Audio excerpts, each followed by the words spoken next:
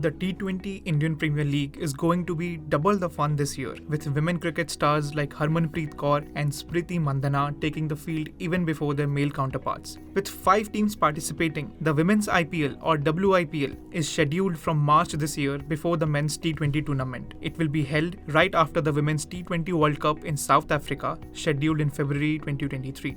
With prominent women cricket players from India and around the world, will the inaugural edition of the tournament have the spark needed to build a dedicated fan base and ecosystem for the sport? I think the women's IPL should be looked at in the way that the men's IPL, is seen like they are separate products in that sense. But what the women's IPL will do for women's sport is give it greater visibility on television platforms. There'll be a regularity of seeing these players and of having favorites. And we saw the crowd response when the Indians and the Australians played a white ball series in Mumbai recently. So, the women's IPL will just amplify this kind of enthusiasm for women's sports. IPL's viewership in 2008 was 102 million. It touched 426 million in 2022, an increase of more than 400%. In comparison, the Women's ICC T20 World Cup at its inception in 2009 garnered TV viewership of around 1 million.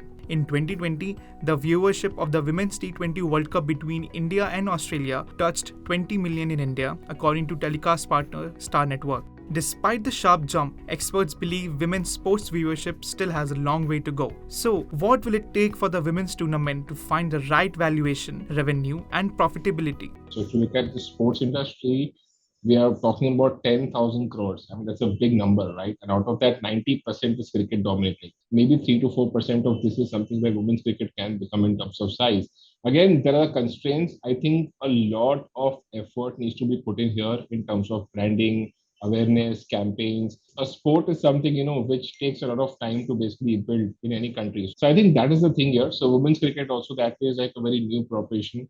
Thankfully, cricket is something, which is well accepted, but, women's cricket is something which is new. So I think we'll have to promote that very aggressively, build a proper ecosystem, get the cricketers, women cricketers to actually tie up with multiple brands. In a previous episode of Business Standard Morning Show on IPL's valuation, we highlighted the big numbers associated with the sale of media rights for IPL for 5 years. The rights were bought for a total of $6.2 billion, placing IPL second among all sports leagues in the world on a per-match cost ranking. The auction for media rights of WIPL is likely to take place in the coming months. At least 10 entities, including Viacom 18 and Disney, which bought the rights for IPL, have shown interest for WIPL rights.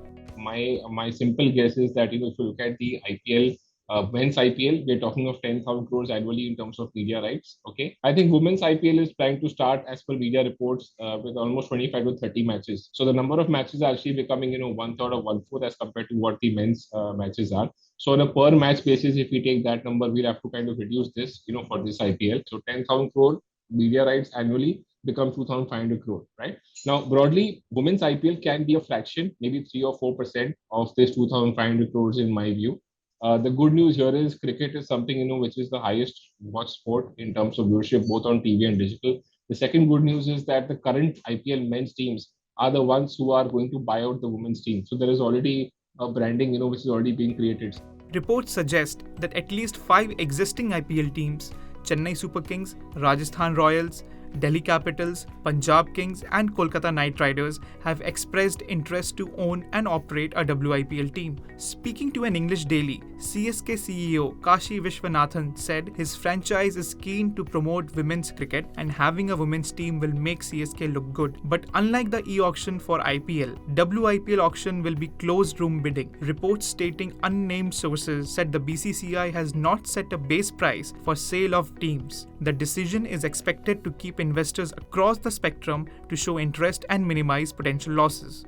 Women's sports leagues are garnering popularity across the world. In Australia, the Women's Big Bash League or WBBL is gathering hype. It's a domestic T20 cricket championship which Australia plans to expand. Experts believe the increasing popularity will help women cricketers around the world while also tapping into the sport's commercial potential. The women's IPL will help cricketers, not just Indians, but I think women cricketers around the world.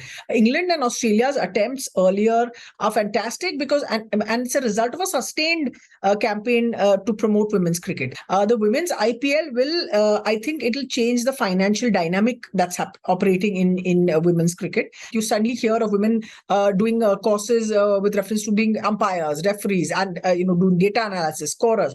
So that entire economy around women's cricket, it will get a massive knock-on effect that'll come when the women's IPL takes place, and it'll almost its success will run away with the potential and the capacity that the women's game possesses. While there is a growing interest in the women's IPL tournament, it will call for plenty of player endorsements, awareness campaigns, and marketing to come at par with men's IPL. While this tournament will be judged on its revenue and sustainability, it will also act as a platform for women cricketers in India to showcase their talent and build a fan base. If you like this video, share it and subscribe to Business Standard. For more news, views and insights, log on to www.business-standard.com. Do also follow us on YouTube, Twitter, Facebook, Instagram, Telegram and LinkedIn.